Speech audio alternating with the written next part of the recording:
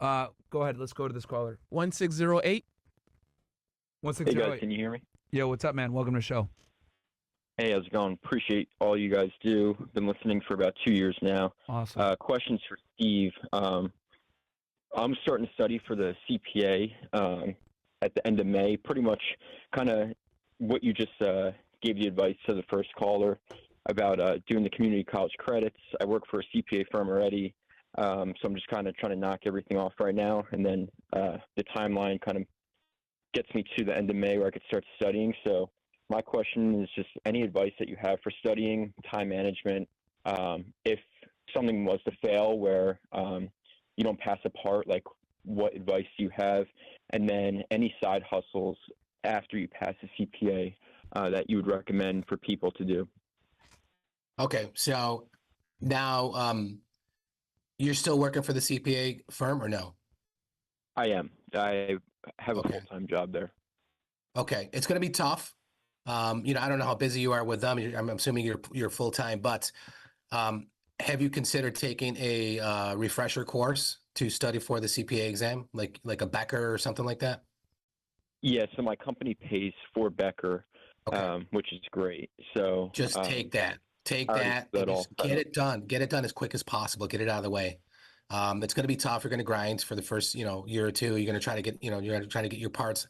It's a little bit easier now because when you had to sit for, all the parts and then pass two in your first sitting in order to keep two. So now I think you guys can do 1 and 1, but then you have to take the next one within a certain amount of time. I can't remember. My niece just did it. But I would just knock the easiest one off first. Are you in audit or are you in tax? I do auditing. All right, then knock off the auditing one first because you're doing that job. It goes hand in hand with what you're doing. Things are going to be making sense, and just get it out of the way. And then try to get a rotation in the tax department when tax season comes. Try to say, hey, I'm not busy on any of these audits. I could come out. You guys seem busy, in tax season. Let me come out and I'll do some, I'll do some returns.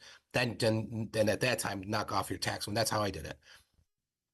Mm-hmm. What about FAR? They always say that's the hardest one and to get it out of the way. So do you just recommend? No, I would do because you're telling me you're in auditing. Just get auditing out of the way, and then just get those parts out of the way so you could keep them, and then financial accounting and reporting. Because you're it's a lot of stuff but you're going to get exposed to that stuff because you're going to have to do footnotes. You're going to have to do financial statements. You're going to have to know how to financial presentation. I'm assuming based on the auditing companies that you're doing.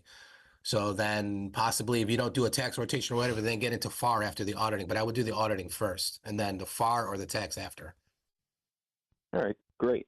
And then for side hustles, is there anything that you would suggest for someone to do after work? Not while you're working and studying, doing those. No, just concentrate on those two because, you don't want to spread yourself too thin. That's my advice. And I'm sure you're getting paid well at the CPA firms. Most kids coming out of school working at you're probably making 60, 70 at least minimum. It's pretty good. Yeah. So that's good. Right, well, you're going to have your hands full. Yep, I'm ready for it. Yeah, and you want to do good at a firm like that and stay there. If you can stay, I would stay there 5 years, and then from there you could decide if you want to stay or you just do your own thing. I'd say, but 5 years typically is the amount of time where you're going to be like a manager, and then a few years after that, 5 years after that, you'd be a junior partner if you want to stay that track, and then build your, or you just go out and hang your own shingle. Mm-hmm. Awesome. Well, thank you again. I really appreciate your help.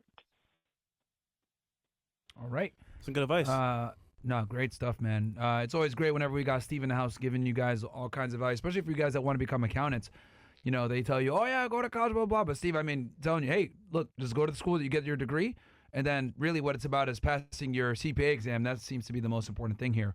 Also avoiding 5 years. Yes. Who else is up? Who's up next? We have 9026. You are up. 9026. What's up? 9026. Hey, what's up? Can y'all hear me? Yes. Yep. Go ahead, bro. Hey, I'm 24. I live in California. I flip houses here in California. And I had a question for Steve about how should I do my taxes, because I flip houses off of my personal name right now. And I don't know if I should create a corporation just to make it easier.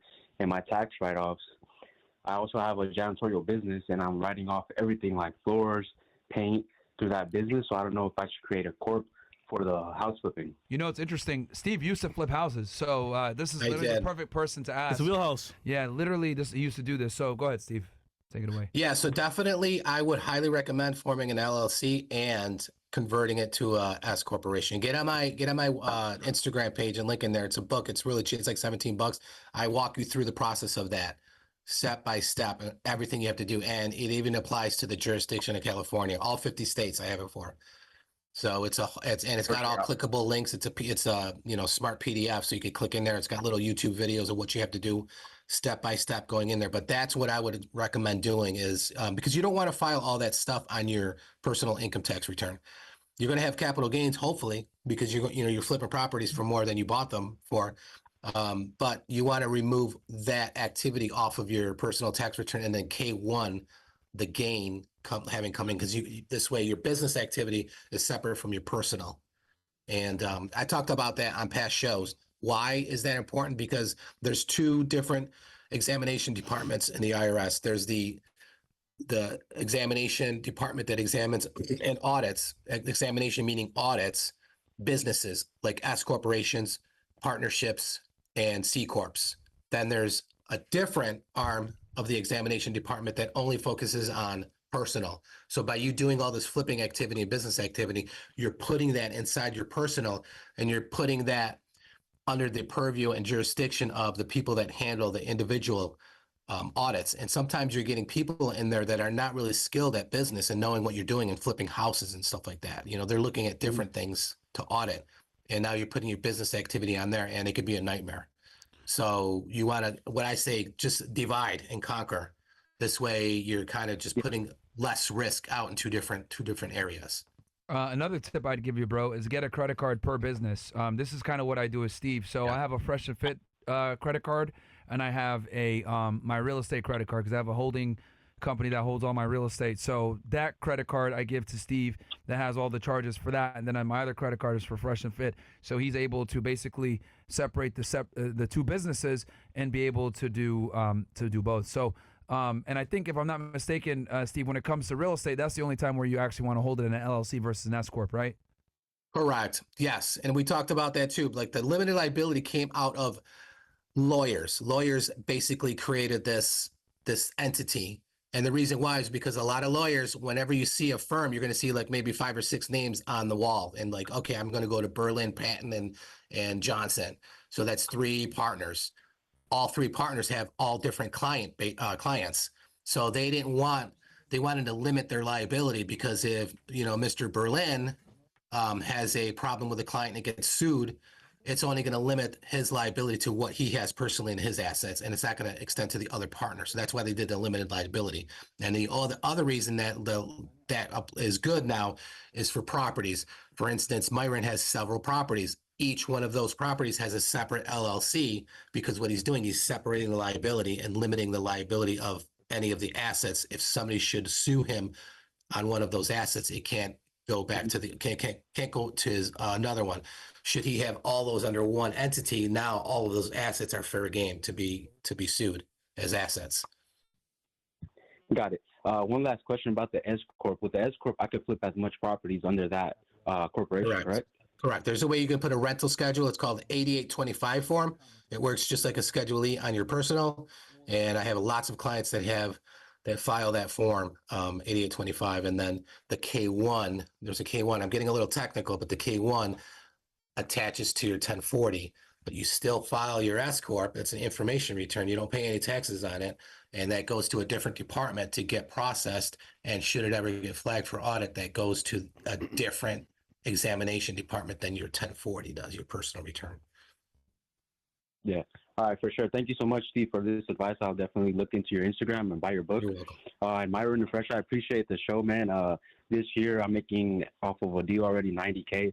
2 years ago, I lost like about $50K. I lost, and I never gave up at 21. So thank you guys so much, man. My credit score, I'm Amex Platinum because of you guys, so I appreciate everything. Nice. Bro. That's what it's about, bro. Good job. Helping you guys become successful, make money, man. It's not just about 304s. And Steve's Instagram is, again, Seeing Beyond the Numbers on Instagram. Yep. Seeing Beyond the Numbers. Beyond the numbers. We could drop it in the description Probably too should, for so you y'all. can see it, yeah. Or Pinned drop in it the comments. Chat. Pinned in the comments, bam. All